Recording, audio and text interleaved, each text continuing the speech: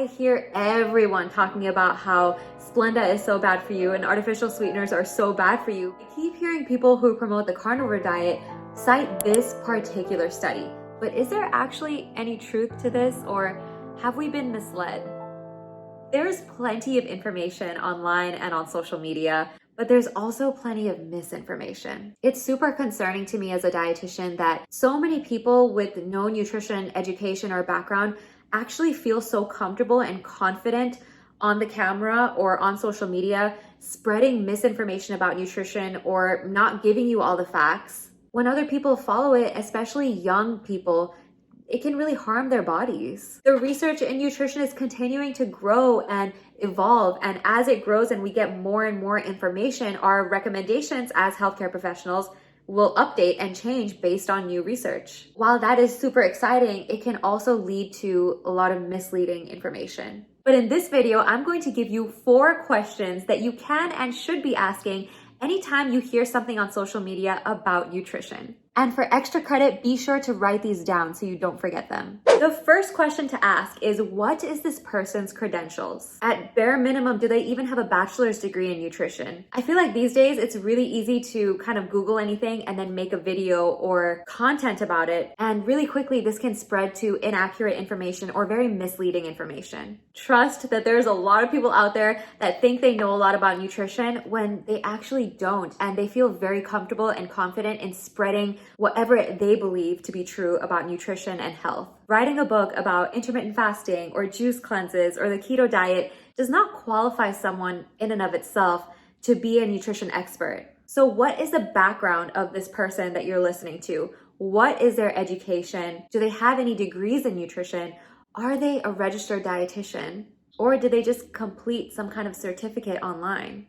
For context, a registered dietitian has to have a master's degree in nutrition. They also have to complete a 1,200-hour supervised practice internship, which once that's completed and passed, then they can sit for the registered dietitian exam. Once they pass that, then they are legally allowed to use the credential registered dietitian nutritionist after their name. But once you're a dietitian, the learning never stops because you're required to keep up with continuing education credits because there's constantly so many advances in nutrition research, and we are required to log those hours and submit them to keep our credential. Dietitians also have to abide by a very strict code of ethics, which I won't go into all of this anymore in this video, but you can check out this video where I talk about this in detail. And the thing is, dietitians are not perfect either, but the more that you're able to listen to registered dietitians, not influencers online, when it comes to nutrition information, the more likely it is that you're going to be getting evidence-based information. And stay tuned for the end of this video because I'm going to give you a list of Instagram accounts to follow. They're a mix of health professionals and people on social media that really know how to read and interpret research. And as far as I've been following them, they've always been providing the facts backed up with evidence-based information. Question number 2, what biases does this person have? And more importantly, do they own their biases? Do they often give advice just based on what they do? Do they provide research and evidence-based information? Because science relies on good quality data. And we really need to be careful when we start listening or following someone's advice just because they say they're doing something and it works for them. Just because someone says something worked for them doesn't mean that was actually good for them and good for their body, and doesn't mean that it's going to be good for you. And that is so worth repeating. Just because somebody says that something worked for them doesn't mean it was healthy for them. It doesn't mean that it was healthy for their body. But you know what? We are all biased. You could say that my bias is that I'm vegan. But as a professional dietitian, I'm not going to push people to go vegan just because I'm going vegan and just because it works for me. That is not how a health professional should take care of patients. And this is part of the code of ethics that we follow as dietitians. You don't have to go fully hardcore vegan to have a healthy body.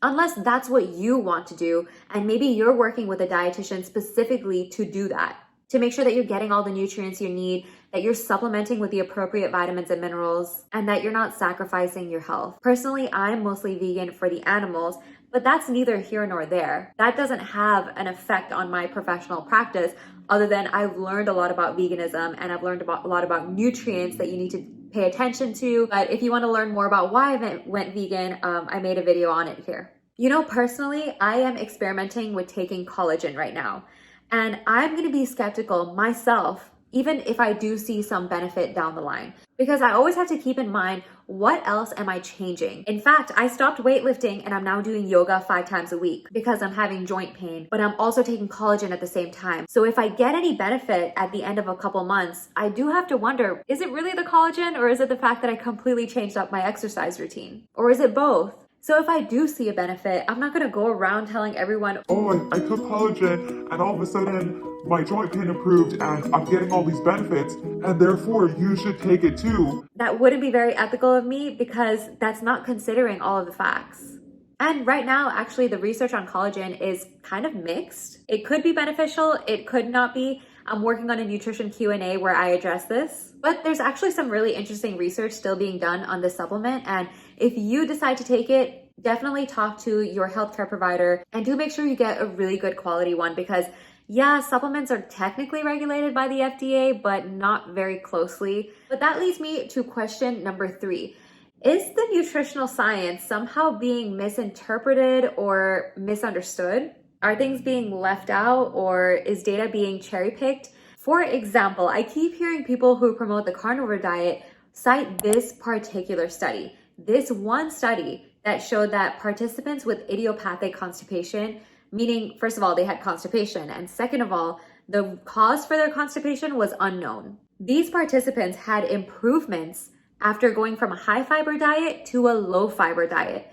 But that doesn't mean that everyone should eliminate fiber, and that doesn't mean that everybody with constipation is going to improve in this same way from eliminating fiber. It helped this group of people with idiopathic constipation who were already eating a high fiber diet. But you really have to talk to your doctor before doing something like that, especially because most people in the US do not get enough fiber as it is. We're not all here eating high fiber diets. And in fact, the majority of the time when a client comes to me and they're feeling constipated, they're usually not eating enough fiber, not doing enough physical activity, and not drinking enough water. And when 1 or 3 of these components improve, they start to see improved bowel movements. Again, you have to talk to your doctor to figure out what would be right for you. But this study absolutely does not mean that nobody should eat fiber, or that we don't need fiber, or that fiber is not beneficial, especially because there are multiple studies in the research that consistently show a benefit of eating fiber. Another example is that a lot of people who are on the keto diet or that promote the keto diet always say that carbs are not necessary. We don't need carbs for our brain to function. We don't need carbs because we can rely on ketone bodies that are produced when we are on low carb diets and eating higher fat diets. And while that is true, that's only part of the story. The rest of the story is being left out, which is just because something is not necessary for your body doesn't mean that that's the optimal way to live. Music is unnecessary. We don't need it to survive. Friendships and human interactions are unnecessary for our survival. Exercise is unnecessary to survive. But does that mean it's best for you to eliminate all of these things just because it's not necessary to have in your life? I don't know about you, but if somebody told me I could never listen or play music again, I would be very upset and I probably would never talk to them again. In this way, I really feel sometimes the keto diet is really misrepresented. So we really have to look at the bigger picture and ask that question. And number 4 is, does the claim sound too good to be true or extreme? Does it sound really dramatic and unrealistic? Click on the source, find out where this information is coming from. Oh, this article showed that artificial sweeteners cause you to hold on to fat. But when you click the study that they're referring to and you actually read the study, it doesn't show that at all, or it cites an animal study. Not to mention that when it comes to Splenda and artificial sweeteners, there's no research, no human research that shows that that causes weight gain. In fact, there have been multiple studies, multiple randomized control trials that show that when humans replace sugary sodas with diet sodas or Splenda, there is no insulin spike. There is no weight gain. In fact, it acts kind of like water in that replacing sugary beverages with it helps you lose weight. And this is a really passionate topic of mine because this subject is so misrepresented in the media. I hear everyone talking about how Splenda is so bad for you and artificial sweeteners are so bad for you, but they don't understand that they're being misled, which is why I created this video going over all of the research on Splenda. So for all of the tea on that, as well as the tea on artificial sweeteners in general, you can also check out this playlist here.